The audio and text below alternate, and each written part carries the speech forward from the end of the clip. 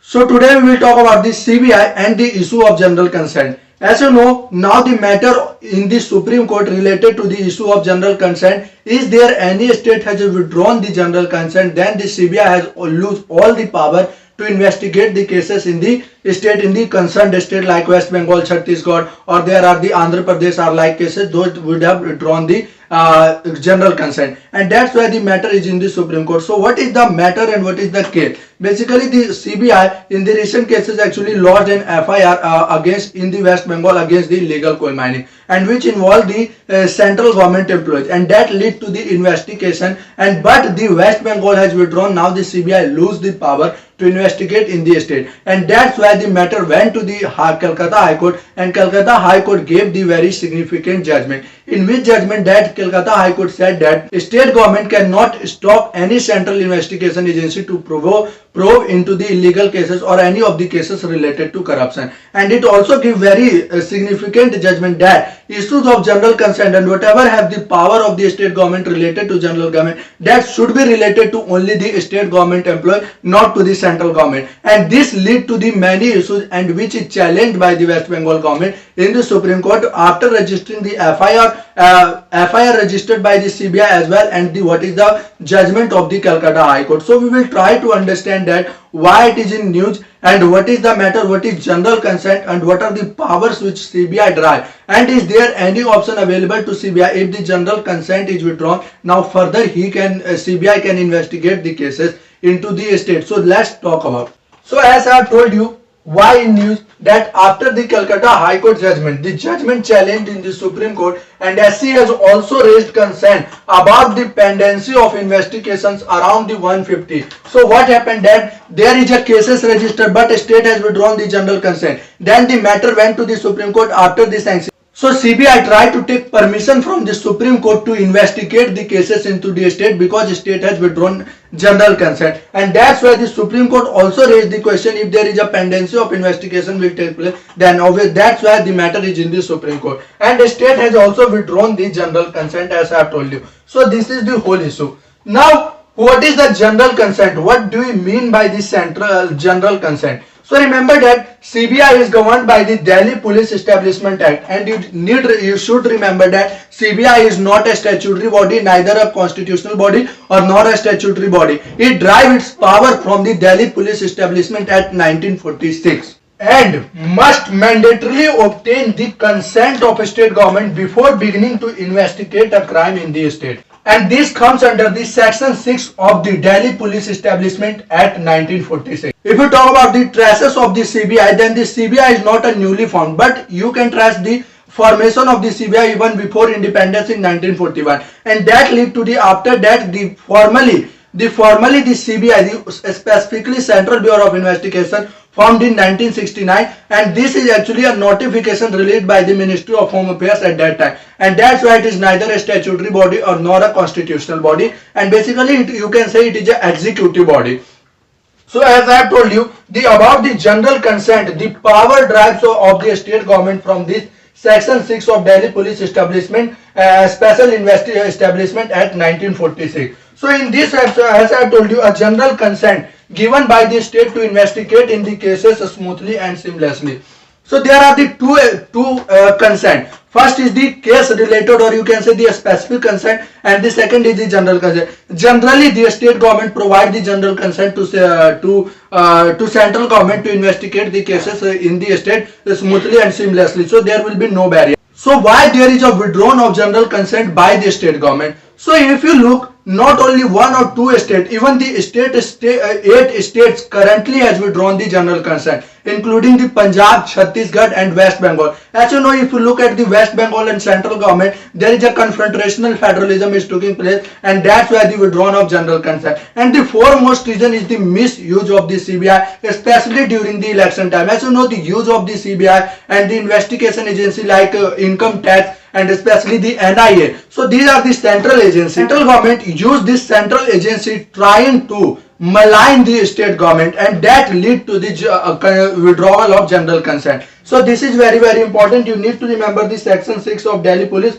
Establishment Act of 1946, which gave the state power to withdraw the general consent. And after that, the CBI obviously lose the power. So we will talk about. So as I have told you, the 8 state has withdrawn the general consent. So if you talk about the states, then the Jharkhand, Chhattisgarh, West Bengal, Punjab, Mizoram, and remember that Mizoram is a BJP ruled state. It still has withdrawn the general consent. Remember this. And the Kerala and Rajasthan and Maharashtra. So these are the states that have withdrawn the general consent. So if you talk about, then obviously there is a withdrawing of general consent. Then what will happen after withdrawing the general consent? There is the 2 to 3 things can happen. Firstly, the CBI cannot register an FIR without the consent of a state government related to the central government or any of the private person. So now the CBI has lose the power, all the powers related to the FIR as well as related to the investigation of cases. So remember that. And CBI lose the power, all the powers of a police officer as soon as they enter the defined territory of the state. So now CBI cannot register an FIR, neither can investigate the cases. So this will happen after the withdrawal of general consent. And remember that this is contained in the section 6 of Delhi Police Establishment Act of 1946. And that's why state derive power from there. So remember that. Now what are the reasons of withdrawing the general consent? As I have told you, 2 to 3 reasons, but let's talk about. So firstly, the misuse of the central agency like the Central Bureau of Investigation, Income Tax Enforcement Directorate, popularly known as the ED, and the NIA, National Investigation Cases. So recently we have talked about the NIA is frequently in news, and some state had challenged in the Supreme Court even the formation of the NIA, because some state government, or let's say some state government, think that the constitution has no constitution doesn't give power to central government to form such an agency or like NIA, or that's why the NIA is frequently in news. And CBI, especially during the election time of ED related to the corruption cases, are very frequent use related to the during the election time, and that's why the misuse of power.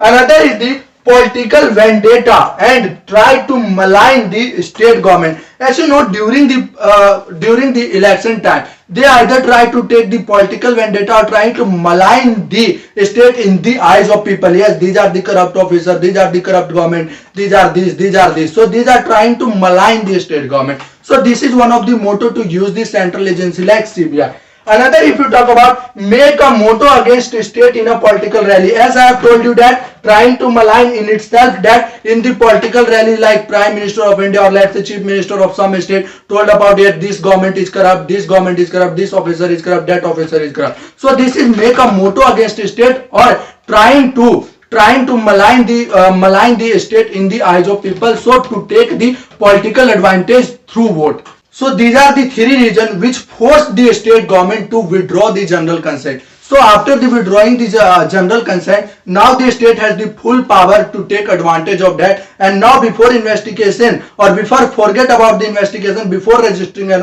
FIR, the state government, the CBI has to take the permission of a state government. So this is all about. Now we'll talk about is there any option to CBI to investigate the cases or register an FIR, even withdrawal of even withdrawal of general consent by the state government.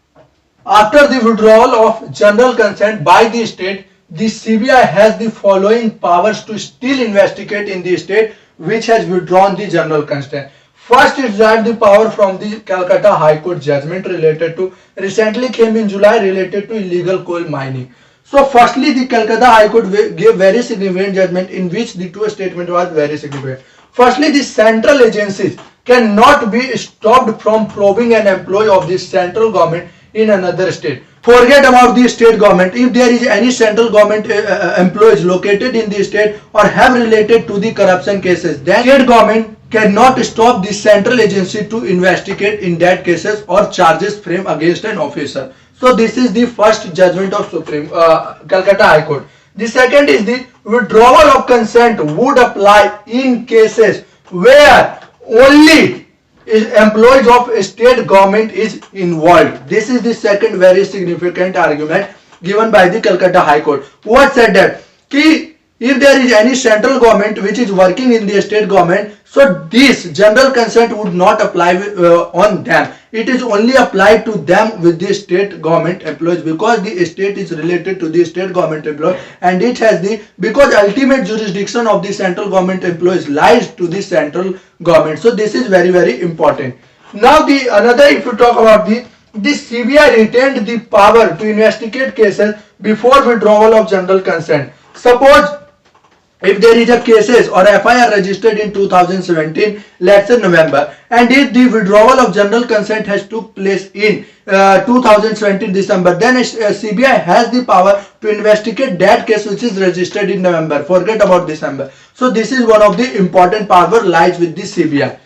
The second is a case registered anywhere else in the country which involved individual in this state extend the CBI jurisdiction. Means, suppose that if the cases is related to the West Bengal, or the person is stationed in the West Bengal, but the FIR, because of the withdrawal of general consent, the FIR cannot be registered in the West Bengal. But if the FIR has registered in the Chhattisgarh, let's say Punjab, let's say Delhi, anywhere in the country except the West Bengal, then the CBI has the full power to investigate the person, even forget about the general consent. So this is the one of the very important power which can be used by the central government.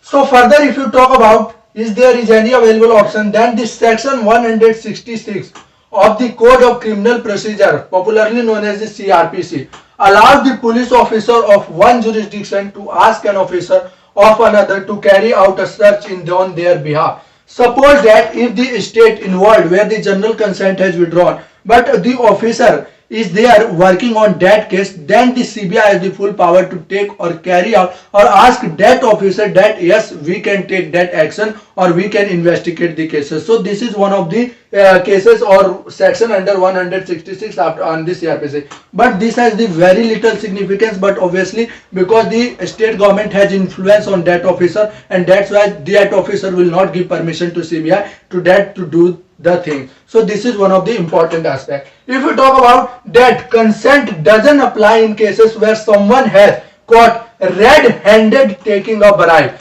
Suppose that, as you know, in officer there are some like of intelligence bureau officers going on behind or continuously scrutinizing the people, and if after and obviously the CBI has no uniform, so in the general parlance there are some dresses or uniforms took place. So suppose if some officer is taking a bribe and the CBI officer is available there and red-handedly caught that officer, yes you are taking that, then the consent doesn't apply, register an FIR, investigation will take place and immediately suspension will take place of that officer. So this is very important aspect.